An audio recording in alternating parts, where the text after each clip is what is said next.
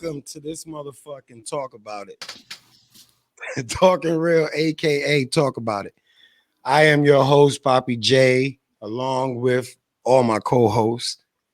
In this section, we got Chrissy Cypher. Follow her, check her out. Cypher Knowledge is the shit. Over here, down low, we have Wise El Jefe, stuck in my mind, nominee, this way. uh, podcast of the year. No, that dude. And then up here in the Yankee, The other side. It's the other side. we have Be Different. All right. Today we're gonna chop it up. We on this I guess people want to be hear about opinions on the verdict. And when I first laid eyes on it and then listened to it, I kind of expected the verdict that came out. And I'm gonna say I expected it because I honestly believe that if that dude would have got off, Minnesota would have been no more. Whatever section of that would have been no more. It would have been no peace. Like really, it would have got ugly. That's what I believe. That's what I feel. So when I heard the verdict, it made sense that the people that's running that city know this. And they know that this is gonna get ugly. And then this lady that thought a taser was a gun, she ain't making it no better. And I'm pretty sure after she seen this verdict, she know it ain't coming out good for her. All the hopes and prayers is out the window. They can't afford for a not guilty verdict in that state. People might protest wild out everywhere else, but in that state, I think it would have been severe. It would have been something that you would have witnessed because everybody has cameras. So it would have been really gruesome. I think if he would have got off. So I think it was justice. You could call it justice, but I still think they did what they knew they had to do. So it really wasn't justice like how I don't believe that we ever get justice. Even if he went to jail, you still got mad people that died before him that the cops did not go to jail. You can't make up for that. You can't catch up for that. So here we get lucky with one that might go to jail, one that get found guilty on all three charges. Like this ain't some shit that happened every time a cop go to court. So to me, I mean, for the family, if this helped them, then that's all that matters. We just giving our opinions to the family. If that brought closure for the family, then it worked out perfectly. But for a person that just been seeing this going on and paying attention and not understanding it, and just it's a game. It's still a crooked judicial game. It's still chess. It was a lot of smarts into that to make sure that nigga was going to jail, and he knew it. They probably let him know like, yo, son, we can't help you on this one. So we're gonna put you in this spot. We're gonna get you this spot. You sit here, fight sentencing, get your appeals in. All that shit is gonna happen. He's gonna lay up somewhere cool where the cops don't get beat up, and then he's gonna ride out most of his bed. So he's still not even getting the justice he should get because he should walk right into the General Pop and get his ass. You know he ain't going to Gen Pop. So that I mean, ain't happening. So I mean, justice. How I feel like they did what they needed to do. And I think that we have to create villages everywhere, man. You have to police. If you create your own space, then you police your own space. And if you police your own space, then there's no need for police to be coming through your shit because your shit is policed already. So that's why I be big on getting some land. People say getting land, they think millions of acres, millions of dollars. Talking about as a unit. If you could get 40 acres for $150, 200, then how many people can you link up with to get this shit and start preparing to break ground and put your own little fucking house on there? You could live on there with tents. You could do whatever the fuck you want. It's yours. RVs. Know what I'm saying? So It's just you have to create those little gated communities. That's what they call It's them. a start, man. That's it. That's what It's a start. me and B been driving around painting, trying to start this company, A1+1 Property Maintenance LLC. We are legit. But that's all these places is that we paint, man. It's just gated communities. You want to get out of a situation, if you feel we got to get out of a situation, you feel we got to come together, it's not going to be in a city. You ain't going to be in they shit. You got to own the whole city before you could even feel like you have some say so. So for me, it was more chess move. For me, I'm always glad to see when they get locked up. But I also been locked up. So I know the path that this nigga's gonna take, man. It's not just straight gen pop. They're not just gonna send on a gen pop. Oh no. He's gonna be in SAG. He's gonna be in special. So he's still not getting what he deserves. Okay, so what? So you feel right? Hold Even on though one whatever second. he's Hold on. guilty. Hold on 1 second. Hold on. I'm not gonna interrupt. Go back and make it public again while Wise is talking because ain't nobody gonna be able to see it. But go ahead. Sorry, my love. Go ahead. All right. So you feel for you punishment would have been enough if they put him in jail, Gen Pop, and what he get bodied? What that's what you find? That's what you're gonna find as justice. That's I'm gonna ask. That's what you feel would be justice. No. There's no justice. He killed the nigga. There's all right. So but I am not turned of a cheek, nigga.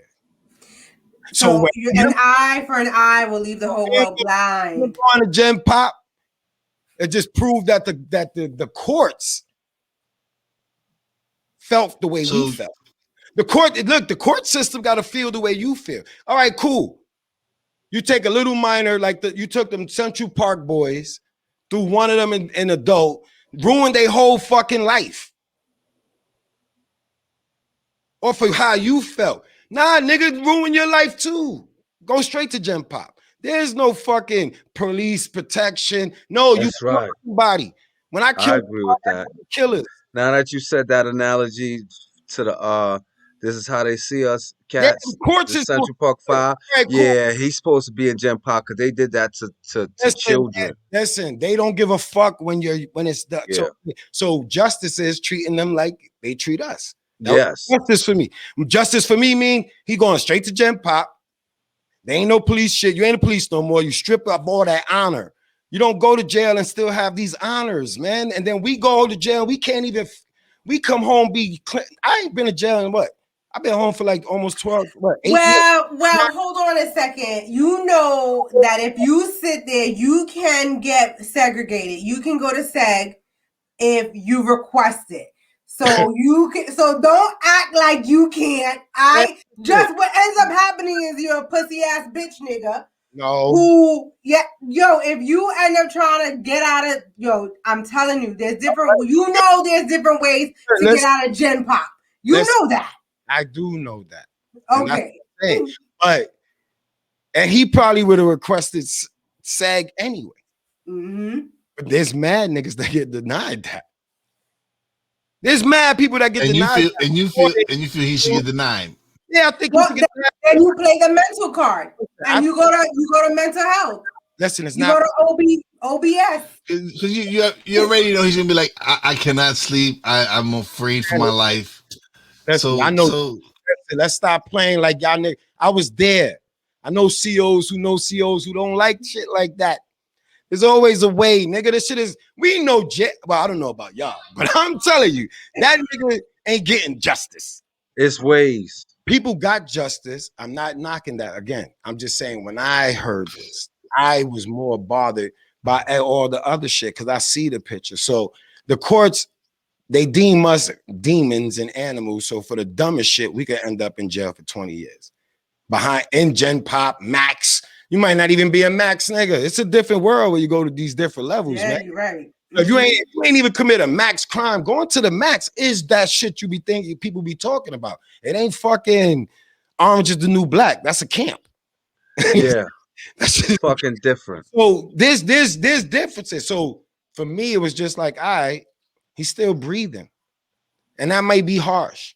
But I don't got time to be caring about all this shit because they don't care. So yeah, he should go to Gen Pop, let somebody fuck his ass up for the first 90 days, and then yeah, he could go to SAG. I would force that nigga to Gen Pop just to get, but that's me. I would be a fucked up CO like that. I will always set him up. Yeah, but here's the thing though. But CO is still part of that Leo. It's still part of that law enforcement, and they hang tight. So that's what I'm saying. It's all fucked up. It's all fucked up. It's all fucked up. Him going to jail is great. Yeah, one for us. But he's not doing what he's not getting what he deserves. Man. Not for me. Listen, Poppy. That though, what you're talking about, that's to me, that's revenge, right? Because you're asking for the same things to be done. You're asking for the things to be done to him that you're asking to be corrected. So right. if you have a CO that's just going to do him dirty because of what happens, that's the same steps that you're trying to have corrected that happened to us. So like, I know it's emotional and it's like, fuck that. But if you're going to say that change needs to happen, then we can't stoop to that level. We have to do it differently. I was raised with the justice meaning a penalty or reward for one's ways and actions. So for a penalty for one's ways and actions, when their actions was death. So I get that. And listen, and this ain't no cop thing. I'm one of them niggas that I know mad people that it's hard for me to act like I'm a cry when a real nigga gets killed. Because when a real nigga get killed, the people know why he's a real nigga, because he laid niggas down. So you live by the sword, you die by the sword. It may be fucked up, but we got to stop acting like we don't know what the fuck roads we on. We got to stop acting like we don't. If you on that road, then please stay on that road. But I was on a lot of these roads. And when you on that road, my family's going to say a lot of good things. Anthony was sweet. Anthony loved the kids. Anthony this. They never going to say Anthony was acting nutty a lot of times. Anthony did some crazy shit. They don't say that part. And I get it. I respect it. But I'm still one of them niggas that I am true to certain things. I'm not emotionless, careless, vindictive. No. I just believe in this. If you're going to play the game, this comes with angry, though. I am angry because the nigga ain't getting what I look angry though. We've kind of discussed this. I think we might have to go back to therapy a little, son, because you just got some anger, you bro. You just got some like you really want this nigga to fucking suffer. Like you just got some. Well, you know what? When you watch that video, I don't want. Believe me, I was disgusted when I watched the opening statements, and he showed the video, and his fucking face of pleasure and joy while he stood on his fucking hands neck in his pocket, and just like fucking. I was cursing. I was cursing the TV out. I felt like Poppy. I felt like Poppy. I think we all. I felt like he. I was yelling like that motherfucker. Yo, I felt like how he be doing the show. I've never seen the video on my life. I've never seen the. I can't watch. Look, I have see not the video, son. No, don't see the video. I tell you not to watch the video. This is me being passionate because this is you without seeing the video. This is you without seeing the video. Yo, listen. You gotta understand, son. I'm saying this from somebody that's starting to learn the other side. That's in the mix of other sides. We're in a different world. We look at things different. I look at this podcast world way different than the average podcaster. I look at the internet radio that we trying to do way different than I look at than people would look at it. I don't look at it that way.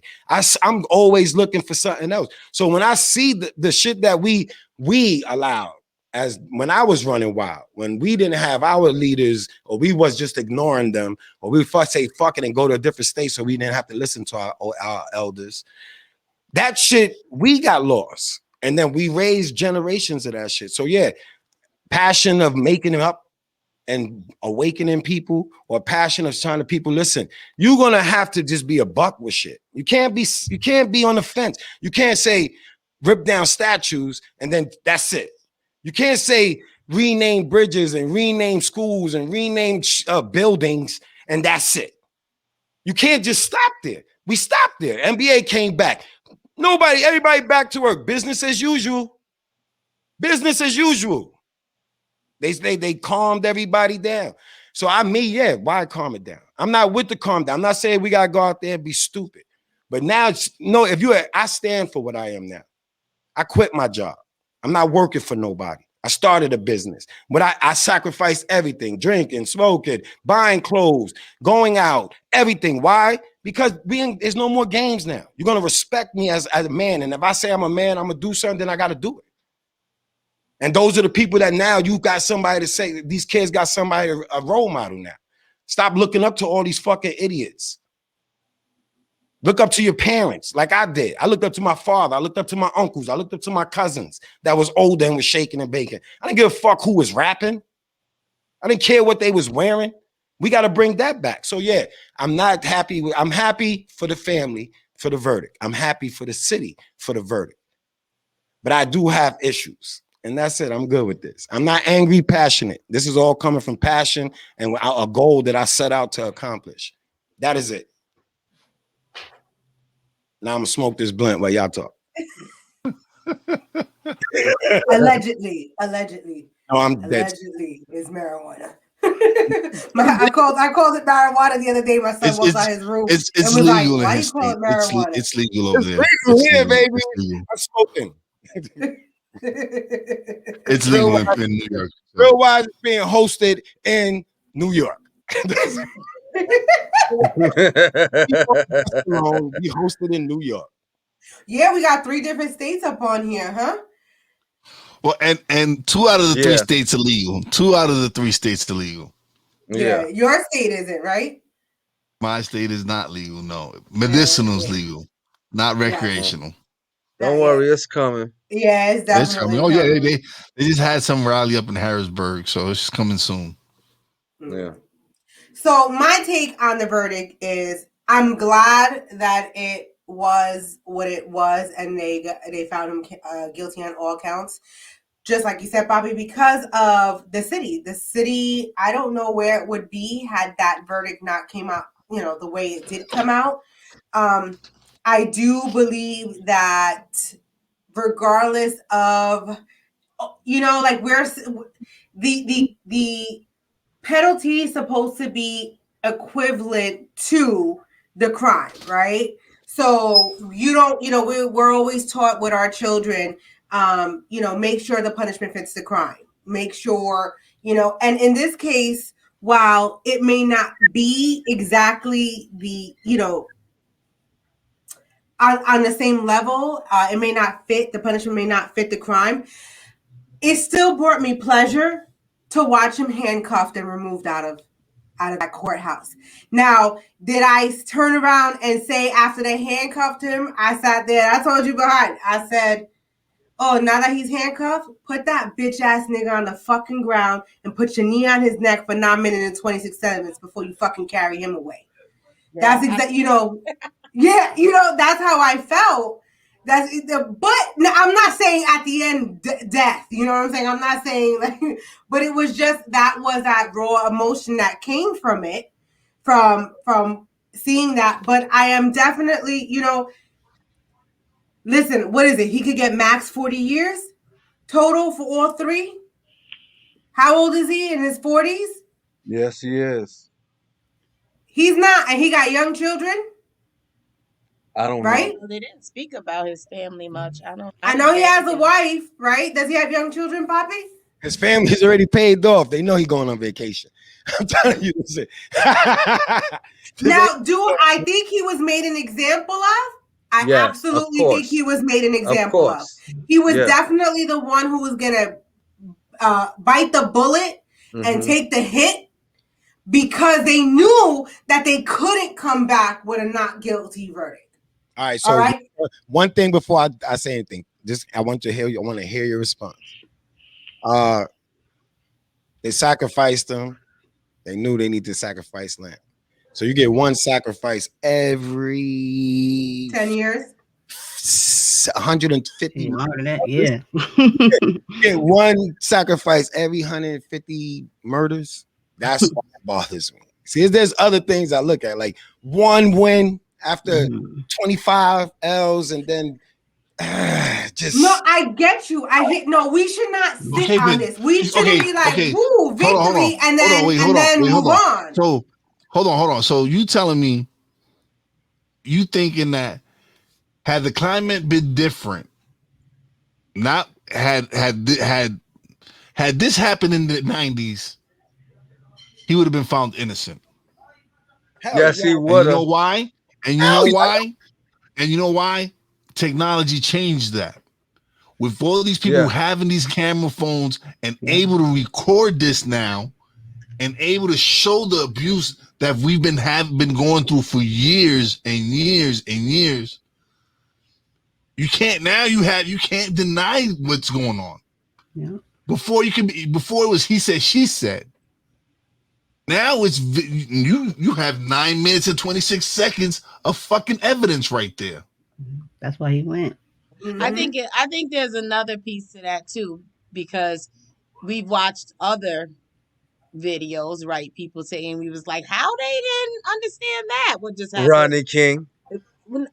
Just even recent, more recent ones. I think the difference in this one is that it came on the back of a bunch of stuff really close together, and white people were disgusted by watching that video.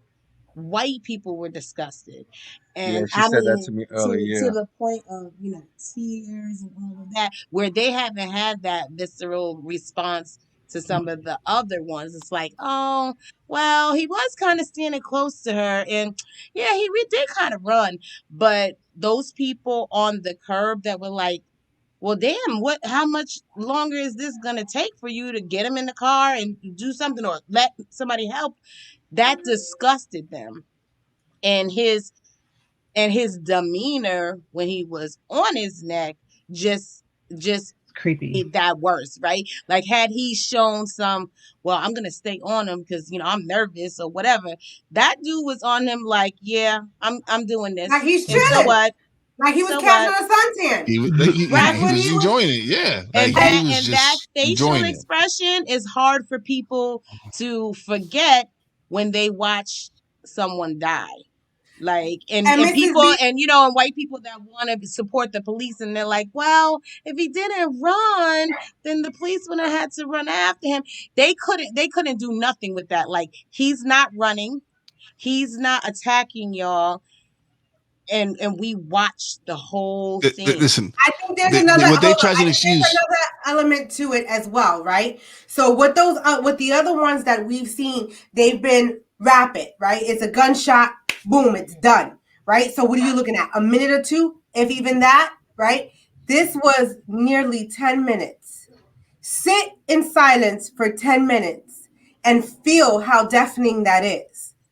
So I think that was the other part of it. It was long and drawn out, and you didn't have that. You couldn't look away, and it wasn't a rapid succession thing that occurred. And I think that was another element to that. Yeah, I agree.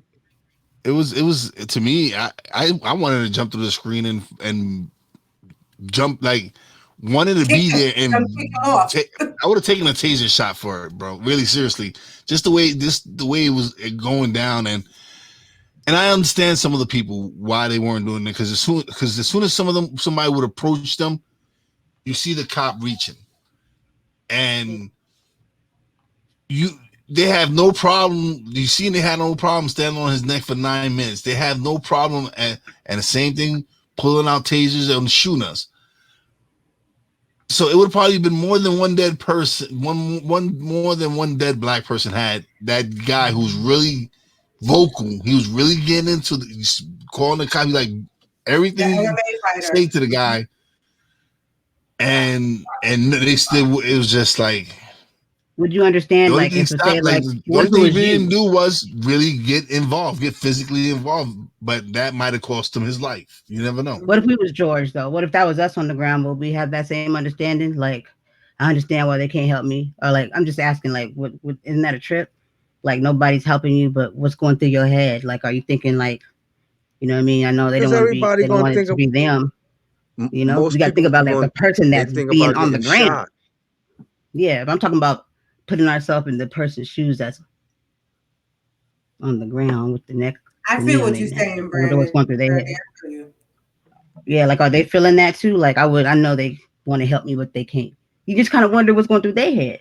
Because this, I can empathize, and I can say if I was on the ground, I can just say right now, please, for Like, the why love of aren't God, you helping somebody me? try to help me. Yeah. Somebody help me. I don't want you to, don't nobody else to die, but help me. If my kid was on the ground, somebody please get that man off his neck. I don't think I can just walk away and say, you know, but that's just being real. But still being able to understand those people that were doing what they could. I'm not judging them. You know what I mean? Because I'm pretty sure that sits with them too. But I'm just putting myself in everybody's. And You know what I this mean? is But definitely enjoy this. and this is why I don't feel nothing good about this, because all them cops should have been in jail. You should, all of Yep. them. Every last one. You're not supposed to even allow all of them should have been on jail for the same, only one less charge under whatever the fuck he got charged with. Well, look at Carol. What's her last name? The one up in Buffalo that finally just got her pension back for stopping the other officer, the white officer, strangle the young black teen. How long it took for her to get any reprieve off of, and that's what happens. Those other two that were at his feet were rookies, and it's everybody talks about the thin blue line, the blue line of and it exists. It's real. It's not fake. It's real. Just like you go into any other profession, right? With me, as far as nursing, but it's exactly what you just said. It's a profession. These people choose to go into this career. It's not. We don't choose to be born black. We don't choose to be. So for them to come out and be like, "Oh, blue lives matter," dude. No, you chose this profession. This is a profession you chose to do. That and your job is to protect and serve. Mm-hmm. Your job is to protect and serve. I meant that when you're in the thick of it, when you're there and you're like, so for me being a nurse, working with other nurses, if I see a nurse do something that maybe I wouldn't have done, but it doesn't put the patient in jeopardy, I'm going to shut the fuck up and I'm not going to say nothing because I got to work with her every day, right? I'm going to keep my mouth shut. Now, if I see her do something that's going to put the life of the patient in jeopardy, then I have to speak up and I have to say something. But in the profession of policing, when you do that, you get blackballed. You get blacklisted. That's right. You don't even know if you're gonna get set up with the next drug bust, if you're the one who's gonna accidentally get shot. And then when you're in it, you don't realize, I think a lot of people who go into the profession thinking, I'm gonna protect and serve. I think majority of them do that. And then you get in there and you're like, oh shit, this is a whole different brotherhood I didn't know about. Yeah. I definitely agree with you. And that's like the top down. Like, you come out against one of your fellow officers, right? And this is kind of what you were saying, Poppy. Like, that structure needs to change. So you want to reform police, right? Or reimagine the police, whatever the term is. It starts with how they deal with it. Because Chrissy, you just talked about your profession. That's not even one where you can't have the police. You can't have the police your police the police. profession's not even one to where you would feel like your life was in danger, or that somebody gonna get you fired because you said a wrongdoing of a coworker. Like, that's some real stuff that happens to them. You get set up, you don't get back up when you call and you need something. Like, and they designed it that way. So it's yeah, they hung them out to dry, kinda, because nobody was willing to stand next to something that they created. Like, Oh, yeah, he took it because they created that. They oh, created a system where those other officers, if they felt like he was doing something crazy, could not speak up because he's a senior officer. And they damn sure ain't gonna speak up when somebody's videotaping that and has audio, because what does that look like? And at the end of the day, self-preservation is the first law of the land, right? I still got to protect my family. Like, I support my family. So if I get fired from this job because this dude did something stupid that I didn't like, everybody can't do that. Well, I'm just gonna quit my job, because I didn't like what's going on. They can't. Everybody can't do that. all right. So And everybody's not confident enough to do that. So they balance that out. Like, well, shit, I'm gonna have to ride this out, either until I find another job, or maybe this is just a one-off and things will be different, or I'm gonna fall in line. This is what we do. okay, and this is what I'm saying. So then these niggas can't say shit when everybody judge all of them like that. When we don't see good cop. Right. Now it's to the point where you can't see a good cop. It's unfair. Just like all niggas is criminals. Unfair. But the shoe's on her foot and everybody want to get sensitive. Now everybody want to get up. They all panties. Well, of course. So there was it directly affects them. That's why. To me, it's always about what we have to do, and there's gonna be some sacrifice. Don't have to be violent, but you have to sacrifice it. Motherfucker couldn't stop. A motherfucker could say all they want, protest Goya, protest everything. Tell you the truth, half the shit everybody. Listen, I'm still buying Goya. Everybody, look, half the shit everybody's wearing, buying, drinking from, the people who make it don't like niggas. Yeah. So Trevor, and the website, all them. A lot of them. If we can't even really support one another and curb spending so that the money can stay within the community, come on. I don't have nothing nice. I have no more. I realize shit. I'm not blaming nobody for shit. I'm always going to tell somebody what I see. If I see a way into a back door into something, stocks, shit, whatever I learn, I share it. There's a time that I probably want to share it and kept it to myself and then just like to fucking take care of people like half these niggas like doing. So Trevor Noah had made a good statement. He said the police department and everything with it, it's a few good apples on a rotten tree.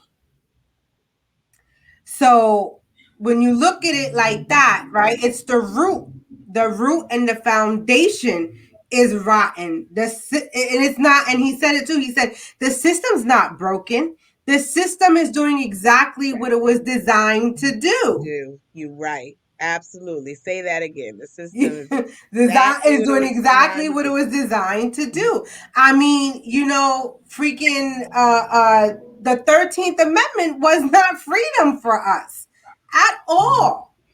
And that's why prisons became what they became. Mm-hmm. So that's what police officers were when slavery was over. They were sent out to collect all the niggas back up again. Mm-hmm. That's right. Yeah. You know what was disheartening to me too when I was watching, the after stuff? So they had the family on and they were talking. It's like this real push for this bill, right? Mm-hmm. I guess Vice President Harris helped write it or whatever and is trying to push this through. And all I kept thinking, by you bringing up the 13th Amendment, we already have stuff written. Don't write another piece of paper, because if you can't enforce it and you allow states to dissect it down to whatever they think they want to do with it, then it's not gonna work. Like, I can read a ton of different bills or whatever, but if that person, people that are responsible for enforcing it or seeing it to come to fruition, don't believe in it or don't want to do it, then that's just some words on a piece of paper. Like, we don't need another bill. You probably need to look at the bills we already have and see why those haven't been working. Like, don't just write another thing, because the another first 10 are like procedure. the actual Bill of Rights, and we can't even get those right. You know what I mean? So it's like they have to get rid of all the fucking lifetime jobs in the judicial system. No term limits. Yeah, Put you just term vote them limits. out. We You want gotta term vote them limits. out. They got So no they have to term be like limits 80 now, years so we old, need making term limits. choices and shit. No, they have some of They these will let old them sit out, forever. man. These old people do not understand change. And as long as old people run shit and there's no younger generation in there, they could pair some shit from some young. But as long as they the ones that always want to keep their machismo and just be the one that make the decision, you cannot, there's no change. This is what I'm saying. The problem also is when you have people who's making these legislation and these laws and these bills, when they're sitting there and they don't see that there is an indifference between socioeconomic groups and think that everybody is afforded the same platform, opportunities, and situations, right? Then we have a problem because I say it all the time. I was pregnant at 14, had my daughter at 15, born and raised in the Bronx, New York. You know what I'm saying? Like, had crackheads for parents. Like, if you would have looked at me, it's like I'm part of the system. I'm part of the that's just kind of how it happens. It is what it is. But I crawled myself out. But I crawled myself out because I had a support system and I had the know-how and the warehouse. Not everybody's built the same way. I say it all the time. Not everybody is built the same way to fight oppression. So you can't put everybody in a damn basket and think that everybody has the same tools, techniques, skills, and experiences to get out of there. So we need to start from the very, very bottom. You know what I'm saying? We need to definitely understand there is a difference in socioeconomic groups. When you're worrying about how you're going to feed your kids, and you're up all night and you're trying to figure it out and you're trying to do it the legal way versus you ain't got to worry about shit because they just delivered your Instacart. It's two different worlds. Mm-hmm. Yeah, I agree with you, but I feel like we do a lot of, what is our work as people of color to make this different. Like, there's no real change until white people believe it, right? Mm-hmm. So, and I'm not talking about like there's people that are the racist, like that's just they racist. They're clear about it. Da da da. It's that person that's I'm not racist, or doesn't believe that they are, right? Because they're not out, White calling black people niggas and all that other stuff. It's those, what is it called? The silent, oh God, there's a term for them. It's your coworker that's like, girl, yes, Black Lives Matter, and this is great that George, and she go home and be Floyd like, let killer. me tell you what. Mm-hmm. But she doesn't even. But she'll sit at her kitchen table with her family members and say, well, if he wasn't running, then the police would, because they don't understand that man is running not necessarily because he's guilty, because he doesn't know what to expect if he stays. Like, you as a white person can stand there and talk shit to the police officer. Why are you trying to arrest me? And I ain't doing nothing wrong. We don't have those same privileges. And when they start looking at it through what they get to do that other races don't get to do, that's when they start to understand it more. Like, because they'll never understand it from our examples. They only got to see it from what they get to do. And they don't think they get to do anything different. They think we all get to do it. I'm sorry, what'd you say? That's my slogan. If all you've experienced is all you know, then you are in a deficit of knowledge. Hell yeah. That's my slogan. So but that's how it's kept for them. The media keeps it like that, everybody's equal and police don't just arrest people that, are innocent and don't do, because that's what they get to hear. And they forget that police officers are human beings and it doesn't make them infallible. Right. Because then we wouldn't have police officers who work with drug dealers and make these big, like, come on now. Right. Like, you know what I'm saying? Like, you are not above human being just because you wear a blue uniform. You're not. Right. So we need to start looking at humans as human beings, period. And not a profession, not a rank, not a any of that. Because you could have a police officer who's done the most crime and have them sit next to me, but you're going to believe them before you believe me because they wear that uniform. It's bullshit. Well, we know they be lying. Yeah. Kind of shit. But it seems like it's just a white person in a uniform, because it seems like they just all have, not all, but have that mentality just like that. I know you've probably seen that guy in that neighborhood. I think he was like a trainer or something, and him and his girl thought they want to police that black guy, and he was just walking to his house. It's like, let's walk you home. You're like, they have he was actually on active duty. He's actually an active military member. Mm-hmm. Yeah, they just thought they had the right to question him, like, who are you? Why are you here? And he lives there. Like, why should he tell you where he lives at? You don't know you can be just. Listen, you know what I mean? I can tell you that happened to me. So I do community nursing. So it was a weekend. I pulled into an area that is known for KKK and white supremacy. I live in an area like that. I pull into the driveway. I've been there a couple of times. It's a housing unit. So there's like public parking. No signs anywhere that says you can't park there if you don't live there. I've parked there every single time I've gone to see a patient. This man I felt like he was following me, and I felt enough to call my husband and say, take this plate number, this make and model. Like, that's how much he was like following me. Like, and then when he turned into the housing complex with me, I sat for a minute with my husband on the phone and I said, hold on a second. Like, I need to sit here. I'm not getting out the car yet. Because, and like, like any other normal person think that? No, like any other white person, you don't have to, but I'm thinking this. Like, I'm not getting in the car, stay on the phone with me. So the man parks right next to me. So he looks at me and I look at him and he smiles and I give him like a, half-ass smile, kind of like that. And then he taps on my window. So I rolled down a crack. Can I help you, sir? And he's like, do you live here? I was like, is that any of your business? And he was like, well, if you don't live here, why don't you park out there? I said, the answer is mind your business and no. And I rolled my window back up and stood on the phone with my husband, like, you need to stay on this phone with me. I'm not getting out this car till this man walks to wherever he's walking. And then when I got out and I had to go to my patient's house, apartment, I told her, I was like, why should I be afraid of parking in a complex to go see that is like ridiculous to me. Am I guilty of anything? No. I have my RN badge right on my chest. I'm not guilty of anything. But even if you didn't, like, the question should have been like, do you live here? Because you asking me. Exactly. Like, you get the right. But that's the thing. fear, I think they have that right to do that. You. Crazy. Mm-hmm.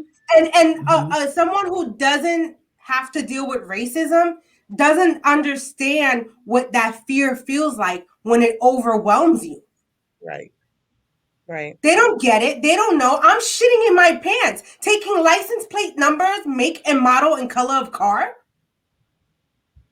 Like, on a work day to do my job. Mm-hmm. And I worry about that. And I say to myself, I never want to be that thing like, oh, they thought I was something and then they find out I was just a nurse with no criminal record ever. Right. Like, but I'm dead and I can't speak for myself now. Yeah. But you know what? White people need real examples of that. I'm going to tell you, like, little quickly, if I can, what happened to me at my job. Well, it didn't happen directly to me, but how I had to, and I appreciate my job because I can talk to other supervisors that are white And they can hear me when I give them certain examples. So we had a young girl start working for us, and I was in the city of Troy. My job is in the city of Troy. Probably only one that knows that is I fine. But know. it's like, okay, all right, I'm okay. from the Bronx. I'm Okay, a all right. So Bronx girl. but Yeah. this area of Troy is like, gang, or it's not the best. Like, I don't want to live there as a black person. So we had this new case manager start, little white girl that she's from even further up north. Like, far. Like, if she's seen a black person before she came to Troy, I would be surprised. So she starts working for us, and she has to go do home visits with her clients. And one of her clients lives in this area. And so, everybody gave her the, oh man, this is a terrible area, whatever. And she's like, well, I don't want to go. And supervisors involved was like, oh, I understand why you don't want to go. No, we'll figure something else out. We can have her come to the office to meet with you. Okay. Fast forward 6 months later, I have a black case manager that doesn't want to go to a very rural part of our county. And she makes a fuss. She's like, I ain't going out there, and you want me to go at nighttime by myself? No, I'm not going. And the same supervisors could not understand. They was ready to write this girl up and everything. Fortunately, I was the supervisor, and I said, I don't understand why you can't understand this. I said, but let me give you an example. When so-and-so said they didn't want to go to 9th Street in Troy, y'all were like, oh my God, I understand. Let's work this out. I said, the same reason is why she doesn't want to go to Hoosick Falls at 8 o'clock at night. I said, but the difference is that bullet that might hit this white case manager probably wouldn't even be meant for her. However, that bullet that hits this black case manager will absolutely be for her. And they were like, oh, I never thought about it that way. I said, because you don't have to. But now you do, because you have a whole range of staff, and they're going to have different. I said, you could have asked her what her fear was. You asked the white girl. You asked her why she was afraid of that, and you were able to understand that instantly. But you were thinking that this one was being insubordinate. Right. And Have that's just empathy how for easy people. that happens. Yeah. Put each other, got to be put yourself in other people's shoes, Right. But they don't ever have to, so they don't. Yeah. I gotta say, hard. My job is pretty good. I've been to 2 patients' homes where racial comments were made to me. And because I live in a predominantly Caucasian neighborhood, and for the most part, most are okay.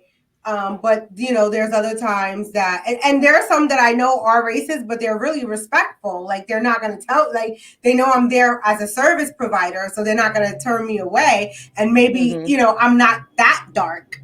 You know what I'm saying? So I was about to say, you ain't offensive black. They ain't letting me come up in there. They be like, oh Lord, you are too black. Yeah. Go over here. So, but I've told them about and they will not, they refuse to send me to that patient's home. And they actually made a call to both of them and said, if you ever make a comment like that again, we are going to terminate services with you.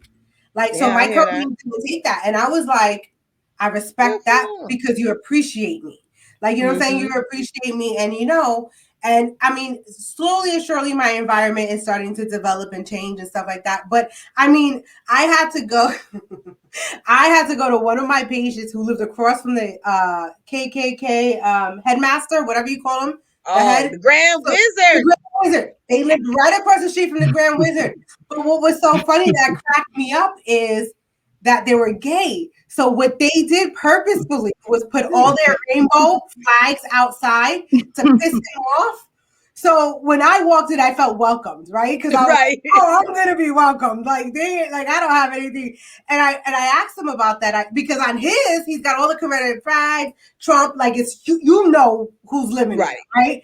And I asked him, I said, so, like, does he bother you? She was like, oh no, we're just gay, not black. And she wow. Yeah. Because you can hide being gay. You cannot hide being black. She wasn't trying. Right. She wasn't trying to hide it. But you're right. Like, she's like, we're more offensive to them than gay people are. Yeah. Yeah. Absolutely. Absolutely. That's crazy. And it's real, and it still exists. And I love when people tell me that racism doesn't exist. I love it. I was gonna share this book. I don't know if any of you read it before. I don't even. My camera's terrible. What does it say? It says, "Me and My White Supremacy." Combat racism and change the world. They become a good ancestor. This, who wrote it? We did this as a management team at my job. So let me paint the picture for you. Like, there's 19 of us in like the top 3 layers of management, and I'm the only person of color. I ain't even say the only Black person. I'm the only person of color. So when this stuff happened with George Floyd, and like I said, it was a culmination of a bunch of stuff. My agency decided we need to take a look at some of the shit that we do that's messed up. And I was like, long time for this. I've been working here for 19 years, but okay, let's go. And so we started doing work with this book. And I say we because I did the work too, even though this was for white people. This is for white people. This is for them to see the white people that think they're good people, right? That feel in their heart they're good people and probably are good people, but the little shit that they do that perpetuates and keeps racism going. And this was some hard work, and I wanted to sit there because we would have to have a discussion. We have to read a certain section and then 2 weeks later come and discuss it. And I would tell Brian, I was like, I want to hear what these white people got to say today, because it's one thing to present yourself in your job, right? You know, when you have to be socially, but this made them think about a lot of ways they act in their home life. And it was very interesting to see. It's one thing to present yourself in. My bad. So it was very interesting to see the things that they never thought about that they do, like, you know, asking, you know, a Black woman, "Oh, what do you do with your hair? How do you get your hair like that?" Well, how do you get your hair like it is? Like that. What kind of question is that? I'm like, I just wet it. They're like, you didn't do anything for the curls? No. When I came out of my mother's vagina, it was already like that. Just like that. You want to pet you, huh? Let me touch it. Yeah, can I touch it? Don't fucking touch my hair. Yeah, it was just crazy to see, like, to watch them see things that they have done and be like, oh man, I didn't even know I was being racist when I did that or when I said that. It was interesting. I just used to sit back. I was told I didn't have a Black person's nose. A Black person's nose. They couldn't tell I was Black because I didn't have the nose. You didn't have the nose. I was gonna tell you guys before I get off here. You guys probably heard of them before, but 2 books I've been reading: The Color of Law and The Land of the Law, and then some stuff that kind of goes back on the Moors and all that stuff. And I just happy I came upon it. A YouTuber kind of, you know, been digging back historically and stuff, and you guys check it out. I was able to get it without having to go to Amazon to pay because, you know, I'm an app whore. So I was able to find it, and I got like a plethora of other books, documents. It's got all kinds of shit, like old documents from way, you know what I mean, back, and all kinds. Like it's amazing. But I think it's definitely worth taking a look at and reading. You guys have to put some resources on your podcast. Color Law and The Land of the Law. Yeah, what? Color of Law and the Land of Law. And so you guys start. Oh, go ahead. I'll She's gonna put in the show notes. Yeah, that's what I was gonna say. You can share resources. Wait, but you quick though to put the show up. I gotta go look in the book, and you be like pressed. You about to put it on tonight, right? We live. This is already on. So Everyone. Surprise! I didn't know that. Surprise! Put the show notes in as soon as you get off. At least for the books. All right, look. What happened to our man Wise? He was like too much estrogen, and he apparently. Listen, and let me tell you, I was like, "Oh, be cold," because he wanted to do it, and he hasn't said 2 words. But you know what, Miss B, I love you, Like, this is the first time we interacted together. He don't gotta come in. You can stay right there. Don't move. We won't hear you now. You need to lean back. I love it. Yep. I try to give him his man space so he can say what he got to say on there. But I felt some type of way today. I was like, either way, I'm going to cry. If it turns out that he doesn't get convicted, I'm going to cry. If it turns out he gets convicted, I'm going to cry. Wow. What's the crying for if he got convicted?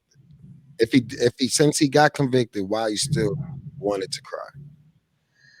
I wanted to cry because we don't ever get to see that. And I know, like, that is not the end. And we don't even, we have sentencings. Like, the judge can come back and be like 12 years and you served half of them already. Like, I don't know, because they always find a way to jack something up. But I felt like, damn, somebody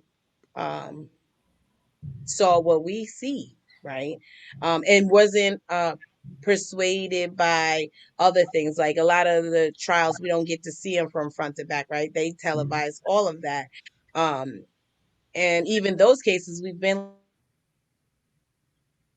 like, shit. how you come to on the jury, right? We don't know what other direction has been given to them and how they break down the charges. And if one thing you think of makes you think doubtful, then don't vote, that kind of thing. So when I seen it, I was like, wow, a few people saw the same thing I saw, a man dying on the street. Yeah. And that made me feel a little bit of positivity that if we don't stop the momentum, things could be different. Because I agree with you. We even stopped talking about George Floyd for a while. Like, it was months where it was like, George Floyd, everything you said came out your mouth was George Floyd. And then it was like, okay, I gotta go to work. Okay, the rent is due, these things. And we not forgot, but it wasn't big news anymore. And I think that often happens. Like, so people are on momentum now. And if we keep it, the guilty verdict gave me a little bit of peace. I was anxious, like I was on trial and being convicted. And then I cried too, because I was happy as hell to see that man get in handcuffs. Because I thought for sure they were going to be like, okay, he gonna go home to his, his house, his wife and everybody until sentencing. And when they were like, nah, he gonna go to jail right now. And I was thankful to see that. It was good to see him in cuffs. Yeah, and I said what you said, Chrissy. I was like, they need to put them handcuffs on as tight as he had them on George and lay his ass down with me on the neck. That was my rage. That immediate raw, yeah. Right. So for me as a nurse, hearing all the medical stuff go on and all the bullshit medical jargon that they were trying to put over on the jury, on the defense team, was frustrating and infuriating. And when I heard that there was a nurse on the team, I was like, yes, because you know why? The bullshit they're trying to feed you, she's going to be able to break it down and decipher it and understand it from a medical. And she was an ICU respiratory nurse. I was like, fucking men, because that's even more. And I think that's where the frustration came from, is that this bullshit defense, like these bullshit, like we saw a murder committed live on it. Like, we saw it filmed.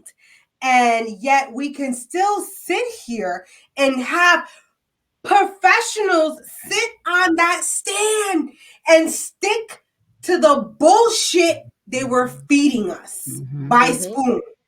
That's where my frustration came from, because it's like, this is legal. This is actually illegal. Like, you could sit there and bullshit, because you can't tell the medical, the medical professionals, the doctors that were on the defense team, that what their theory, right, was inaccurate, because in fact it's a theory. It's only a theory and nothing conclusive. But yet they were leading the jury to believe it was conclusive. Right. So, but like the fact that you can actually do that bullshit. So when they were able to see through all that jargon and understand that, you know what? everybody dies of cardiac arrest. You know why? You know what cardiac arrest is? Your heart stopping. Stopped. And you know, that's the only definition time of dead. Fucking dead. Everybody dies of cardiac arrest. That's the definition of dead, right? When your heart stops beating. Yes. So the ultimate demise of everybody, but it is those domino effects that cause the cardiac arrest to occur. So when they got through all of that, I was like, we got smart people still in this universe. You know? Yeah, I thought the prosecution was pretty dope. How they would come back to those bullshit comments. You know, like I don't work in the medical field, but I was like, that don't even sound right. But I do first aid and CPR, and I was like, that doesn't even sound right for what I know about what little I know. So they were able to come back and be like, okay, so now that you heard the ridiculousness, let's tell you how that's not a thing. But it's so easy, you guys, because they tell it all the time. Like, look at the law they just passed in Oklahoma. Freaking, you can hit pedestrian, you can hit fucking protesters with your car. You can run them motherfuckers over if they're in the way of traffic and get immunity as long as they're in the way. I was like, come on, who even let you sit up there and even pass that? The motherfuckers that passed that shit, you're a fucking idiot. You know, and how is that? Because don't we have a thing where pedestrians have the right of way? So if they're in the street, well, I guess when you're protesting, though, that's not anymore, because they were doing that shit already. They was doing that shit in Portland. I watched it. They was running into people. You're not gonna get that shit passed in New York. They already fuck yeah. It's going to trickle. They're gonna try, but as long as people don't, you guys got certain governors that got sense. Some people do. You know what I mean? It'll give me a reason to get rid of my husband, my ex-husband. Right. Be like, he was protesting in the middle of the road. He was in the middle of the street protesting. Right? Like, if you're in the way, you know what I'm saying? Like, and this is why people are sitting here like, yeah, you shouldn't be playing in the street. And if you're in the way, I got things to do. I got to get somewhere. I'm like, dude, you're still gonna have something to do if somebody's dead in the street after you done hit them. You still ain't going no fucking where. Somebody gotta get them up.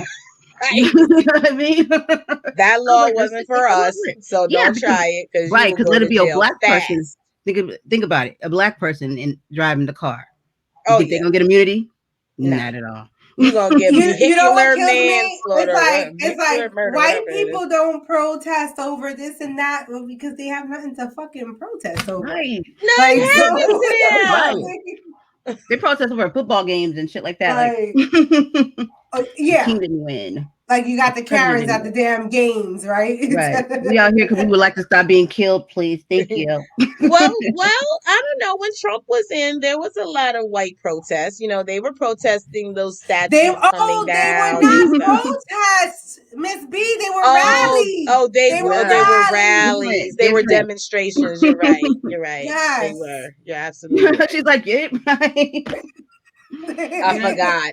How soon I forget. Protests, rallies, and riots. Like, I don't like to put riots and protests together. Those are separate. You gotta be careful with these words, man. Yes. Sometimes they mess you up legally too. Shit. Yeah, police officer and gangs. Right. I mean, organized crime. That's make that sound fancy, yeah. It's organized, right? I think it's pretty organized. The police force. Yeah. Organized. The police force is organized.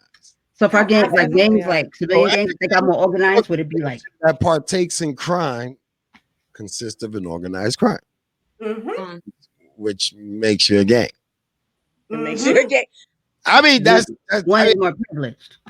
Oh, you can't call the Gambino crime family a gang though. Call whoever I want a gang. They don't have to like it and they don't have to respect it, but I could definitely call whoever I want a gang, yo. And if you're gonna label gangs just the black ones and the Spanish ones, then let's put the definition and let's clarify these definitions, because I've been doing that, and they meet the criteria like a lot. Yeah, racketeering. I mean, listen, it goes on. Yeah, I'm not blaming. Look, and this is once again not blaming all police officers. I'm talking older fucks that's in them seats that's been there since granddad. They got it through their uncle. Those dudes, we need that change. And that is gonna change these old dudes that think Supreme Court, definitely. listen, I don't knock a racist for being a racist, man. I tell you the truth, just like they judge niggas, I have a little judging system.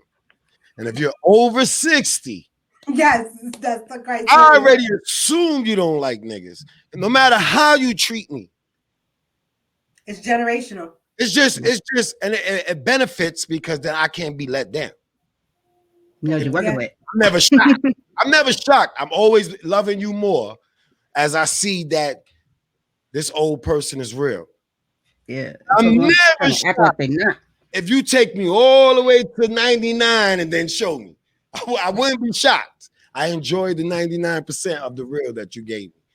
But I do have my own judging system. But that's only for racists because they're deadly when you don't know that they're racist. Yeah, I agree with you. I like I'm going off of my interaction, the words I choose to use, how I choose to talk, your receptiveness to it, everything. And then I walk out of there and I know if nigga, this is how I gotta handle you, or this is how I gotta handle you. Yeah. I think the worst ones are these dudes. Oh my God.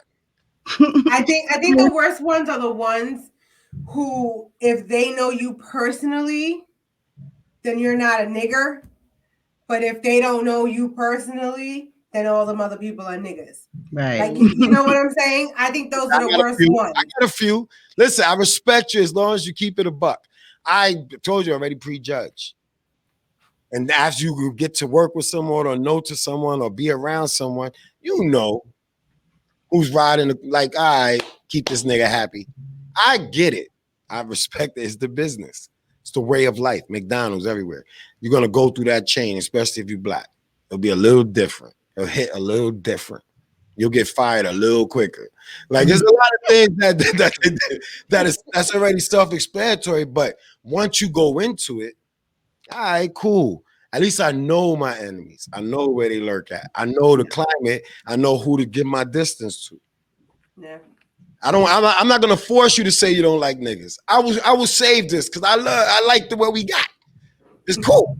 So I don't want to lose that. So I'm not gonna put you in a position to have to pick between a nigga and a white person. When it comes to certain old heads, amusement, they might find me amusing. I find a lot of them amusing. So they benefit. As long as this is a fair trade, there's no robbery. And that's what they don't understand. It's a fair trade. I'm not asking for more. I work harder than most of these motherfuckers. So I'm going to get my dues once I get past this wall that y'all created. There's only y'all stopping us from getting our dues and then act like y'all helping. So I'm not, I'm on a different wavelength. I get the unity shit. We got to stay positive. But now it's time for some of us to take action and then find a way, a legit way. Yeah. No, I agree with that. So I'm not mad at nothing. Nothing really bothers me. I'm real passionate about what I'm trying to do because I think it's set an example. Or set, not angry, passionate. I like to be. I'm trying to be a trendsetter, but in a different way. And talking about it, I threw things out there. That was it. So my way is whenever I go head to head with a racist or they make comments, I don't get angry. I don't get nasty. I don't come back at them because in the back of my mind is a disease that there's no cure for, right? That's how I put it. Racism is a disease that there's no cure for. And unfortunately, you're touched with the bug. You're touched, right? So in more ways than one, right? What I do is I try to educate. Either you're going to take what I'm teaching you and change that thought, or you're going to turn around and you're still going to keep your same old way of thinking. Hold on to that and ignorance. And it is what it, and then it is what it is. And I know where you stand and I know where I stand. And I know at the end of the day, if you walking down the street and get hit by a car and I happen to be passing by, I'm going to keep fucking driving because don't nobody know I'm a nurse. Right. What's up, Q? Shit. Listen, I'm just saying, like, I'm not in no violent shit. I think there's ways to do this without violence. Yeah, absolutely. And it's not even. It's like, what are you trying to do? Like, all right, we know the system is fucked up, right? Let's take some. Well, the system's not fucked up. It's doing exactly like I said. It's doing exactly what it's supposed to do. All right, so you know we was set up. We was set up for failure. Right? Mm-hmm. And as we figure shit out, we try to step up this ladder and change the game. It's been history, everything. You're only going to change with so much. If you act up, you won't make it. Let's not act like a lot of the black entertainers and Latin entertainers. When you don't play the game, your world, unless you was on your P's and Q's and you did your ones and twos. But those people are every day walking the street. Somebody that has that idea, that goal, that could change something. We all our kids, everybody has it, and we don't overlook it through generations because it was always sports, rap music, entertainment. It was always pros for us to be. It's just like fucking the Gladiator. We are the entertainment. We are the entertainment, man. These niggas sit up there and throw bread, and people, the people who don't are really blind, just sit there. I'm not knocking nobody for wherever you sit in this fucking arena, but at the end of the day, they make it so that you feel like that was our half the shit that I knew I probably would have if it was brought to me as a child. I might have took interest to, but it was either sports, this, whatever whatever situation was going on in the hood. That's what you grow up with. So if you don't change that, the kids grow up in the hood. No matter what we do as parents, man, when we hit the streets, you know what it is, man. I'm me. I'm a be me or whoever me is. I'll find it out, no matter what my moms or dad say. That's straight. That's real talk. So it was. I just think like if we just start focusing on just the village, your neighborhood, everybody can have a village. So I remember growing up. I remember when I grew up, right? Bronx, New York, like I said. My neighborhood raised me. Like the other parents in the neighborhood, if they caught me doing something I wasn't supposed to be doing, and like I said, the other parents in the neighborhood, they will whoop my ass, then take me to my mama, and then my mama will whoop my ass because the neighbor had to whoop my ass, right? And that's how we did it. We raised everybody. So I knew I had more than one parent. I knew I had one and more person looking over me. If I was walking down the street and some guy was trying to holler at me and I'm a young teenage girl, I had 4 of the old men across the street who knew my parents that would want to go beat his ass, right? Because we took care of each other. And I think we've moved so far away from that. Yeah. You know, we don't, like, you tell somebody else's child what to do, all of a sudden it's a fight. They want to fight you. Yeah. They want to this, they want to that. Right. You know, and I think we need to come back to where we're doing community parenting. You know, where we are the village. We are the village taking care of our kids. What one, you know, can excel in. Maybe there's one parent in the neighborhood that is better at talking to the kids to get them to hear and understand. And there's another one that's better at teaching them how to cook and clean. And there's another one, like, you know what I'm saying? Like a whole, like, by the way, I'm looking for a polyamorous couple to come on my show. But I thought you got it already. I had one, he had to cancel on me. So I'm looking for another one. What is that? So what is polyamorous? Oh, you brought it up. Yeah, so polyamorous is when it's like the sister wives. So it's like one husband and multiple. What are you talking about? Right? So yeah, so that's what polyamorous is. And doing that, I need to hear that episode. Well, I had the guy, and then I'm gonna see if I can still reschedule with him. But in any case, that's the same thinking. Like I love everything about a polyamorous relationship. Except the fucking my husband part. Right. Just carrying your man. You don't like that part. That's the only part that I don't like. Like, you know what I'm saying? But the fact that you've got a household full of adults that love and care for these children. That's why when I say when you no longer have a nuclear family and you have this extended family where there's a stepmother and a stepfather and a father and a mother, that's 2 times more the love. 2 times more the help, 2 times so if you guys can co-parent the same, you know what I'm saying? And that's going back to the community too, especially when we have a lot of fatherless children within these urban environments, because, you know, that's the way the system was built. Despite what anybody may think, yay or nay, I don't care. That's the way it was built. We'll give you welfare if you get rid of dad. Right. That's right. But, you know, we need... You know, we need more of that. We need more of our community coming together as a unit to help raise these children, then provide them a better opportunity for the future and let them know that there's more opportunity out there than just what you see in the 5-mile radius around you. Mm-hmm. I absolutely agree with you. I don't got you know me, I could get on my soapbox. I gotta say that, like I said, I'm not. I knew everybody was gonna feel differently. I am happy that there's some peace in many people's lives. Like I am happy that there's it's settled. You don't really want, like, you don't want. Nobody's really prepared for the level that would have took shit to. Yeah. If that shit went wrong, like I don't believe that nobody was prepared for whatever was gonna happen then, and what would have trickled throughout the countries. Because people got to make examples now. You better not act like this here. So it would have been crazy. And that's just the way I think, conspiracy theorists, whatever the fuck you want to call it. But I just like to be I like to play chess. And sometimes this is the moves I see. So it's not conspiracy, it's experience and it's history. This is how I'm playing this game of chess that I'm playing. Because everybody's playing the game of chess in life. Whether it's just going to work every day, being a parent of a drug dealer, being a drug dealer. Everybody's playing chess. And if you make the wrong move, these niggas is masters. So if you make the wrong move, they're going to get you. And so not only that, they got the playbook and we don't.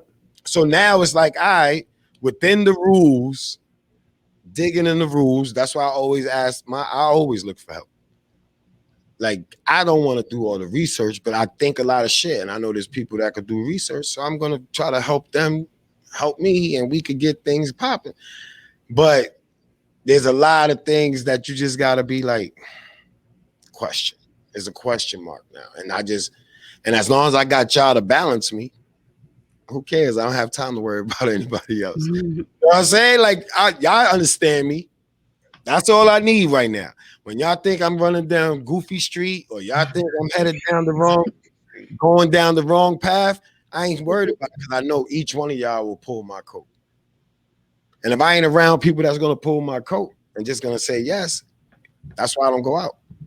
And that's why I don't do other things, because this is serious. I'm on a serious mission right now. I'm not mad at anybody because I ain't tell you shit. So nobody can say, oh, he's mad at me. Nah, this is my mission. Y'all following the path. Y'all following. I respect it. Bros, love, family, everything for life. Respect this right here. And that's what that's what I said when I started this. I lost a lot of people just because I don't have time to explain. So I don't want to talk to you. And then I'll speak to you later, because I believe in where I'm trying to go. And then it'll show and prove that sometimes people do need to shut the fuck up and believe in something that somebody's doing. So that's it. I'm not mad at nobody. Listen, at the end of the day, as long as I believe in that nigga should have went straight to General Pop. Listen, as long as you believe in what you're doing, that's all that really matters. Fuck everybody else. That's the way I see it. As long as that went to General Pop, I would have been like this. Try to hang himself. That. He wouldn't have stood there long. So that's what I'm saying. No. He would have been right back at the gate. But I just wanted to boom, boom, boom, boom, before he hit the gate. And they would have dragged him out. He'd say, yeah, I fucked up. How you know you fucked up? Do you really think in his mind that he's sorry? That there's any remorse? You see his facial expression didn't really say much. The mask masked it, but his eyes showed that he already knew what was falling upon him. Yeah. He was not surprised. He wasn't. Yeah, because they already told him that. Nigga didn't blink 3, 4, 5 times. Right. He turned around, threw his hands behind his back. I stood there for that part. They prepared him. Listen, when he saw the witnesses, bring me that pastrami sandwich from the deli down around the block. That's what I'm saying. This is the thought process that goes through my head. Yeah. There's good dudes. There's dudes that'll feed you. Good cops. And we call them good cops. Some people might not call them good cops. But there was good cops, good COs, there's good guys. And they put you in good positions. Listen, I've been in a position where I've had to visit an incarcerated loved one, and there was either asshole COs or there were decent COs where, you know, and they treat, because, you know, you walk in to visit your loved one and automatically you're a criminal as well. They treat you exactly just like, you know, whoever's in there, and it doesn't matter. You're coming to see someone who's in there, then you must be just like them. Birds of a feather flock together. I didn't have that. But I had some that were like really respectful and like no disrespect and talk to me, and then I had some that were just fucking dickheads. Like there was one time I went and this was fucking up in Attica, and the person was in the shoe. So I'm sitting and there's like just 4 windows for special housing unit visits, right? And it's a bench where 3 people could sit on it, right? Well, 4 people could sit on it. So it's me and 2 other people that were with me visiting. And then there was one other person visiting their own person. Now, they could have easily skipped this person over to the next seat to give us room, like arm room, because there was nobody else but these 2 visitors, like these 2 sections. And I looked at the young CO and I was like, yo, is there any way that like we can move over one bench so we're not all sitting here like this in our winter coats? Like, you know what I'm saying? No, you're going to sit where I told you to sit. I was like, oh, I guess your wife didn't suck your dick last night, right? Because I was just in my, This is why, and this is why they search you like you was in. No. And then this older CO passes by and goes, oh, there's 2. Yo, you go ahead and just move down one. There's no reason y'all gotta sit like that on top of each other. And I was like, thank you, sir, thank you. So the other one was just being a dickhead, just being a dickhead. Because his wife didn't suck his dick that night. She didn't suck his dick because he's a dickhead. I'm about to get y'all back. I didn't want to do this. I didn't want to be the guy to do this. But just like those gangs of the police, that you got to be a certain way, this is what you walk into as a CO too. This is training. What are they doing out there? When you're a new kid on the block, that visiting room, you're supposed to be a dick. You gotta have time to be nice. You ain't got time. I know they have a job because they're trying to regulate everything. You don't have to be a dick to do that job. To regulate things and show order. I'm saying on the public floor. The TO could go back to the tier and be straight up. He ain't gonna be a dick with the wrong nigga. No CO is gonna be a dick with the wrong nigga. Unless they really don't like this nigga. No CO is gonna, cause there's a lot of niggas in there that you got this pull. There's games that get played in there. Like, oh hell yeah. You can tell which inmate is cool with the CO and who isn't. You're not gonna piss off dudes that you think run the house. Cause they control shit. Yo, I had a nice one. Yeah, but you let me go back in the van and change my bra, take the wire out. They covered us up. We got big in because we couldn't get through the thing because I mean, I was like, you cool. That was nice. Cool. Let her take the wire out. Yeah, went back in the van. I was distraught. You know how long it took me to get out there? I was like, oh my God. And then they act like jerks for a reason. There was another time that, so the person that I was with was 16 years old. We live out in Jersey. We were going to New York. They wanted him with a non-driver's ID. Mind you, it's a 6-hour drive up there from where I'm at. So they're like, I had his program and his school ID, which is normally acceptable for the visit. So I bring it and he's like, no, I need a state ID. And I was like, we from Jersey. We're not from here. And he was like, oh, but I still need a state ID. I was like, since when? Like he's 16, he's a minor. When you need a state ID? He was like, you can't come in. I said, I'm gonna need you to go get me a white shirt. Yeah. Right? I was like, I'm gonna need you to go get me a white shirt. He was like, you're gonna have to go outside and call him because I don't have time for you. I said, all right. So I walked outside, called the white shirt. It was like, listen, I'm here. We're from Jersey. We got a program. We got an ID. I drove 6 hours. They ain't waiting. No. He said, you know what? Come back in. We're going to let you come in. So I come back in, put my shit on the table. Like, I just spoke to the lieutenant. He said, you're going to let me in. Like, and you did all that. Like, what you do all that for? Because you still had to do what I needed you to Because do, he didn't get and his it could dick have just sucked, been remember? that simple. So, but now the next time I came back with state ID. I did come back with state ID because I didn't want to deal with it again. And I will tell you that the officer looked at me, remembered me, and said, "Thank you for getting his state ID." But you still could have just let me in that first time. But this is what they do, right? Yeah. This is what they do. They don't want people visiting. Right. Does, they say they do, but they does don't. anybody, I don't know how we segued into this, but we did. I don't either. Do you understand that these inmates have not had any family contact in over a year since COVID? Y'all understand that, right? That nobody's getting visits? I know Nobody's getting a loving touch. Nobody's getting a loving hug. Nobody's like getting any of that. And if you're over there watching this and saying, so who the fuck cares? They're criminals. I'm going to tell you why the fuck you care. Tell them. Why the fuck you care is because eventually they regenerate and resegregate back into the fucking population. That's right. And if you don't think that this is fucking up with their psyche and their mind and everything else that's going on, and then you got to deal with them in the general population of the real fucking world after they've been fucked up in the head. But it ain't your problem. Right. Thank you. I'm sorry. I just had to. Nope. You were very fine with that. Yo, as soon as you started cocking everybody back, I said, because they don't think about that. Like, eventually you're gonna let them out. You're gonna let them out.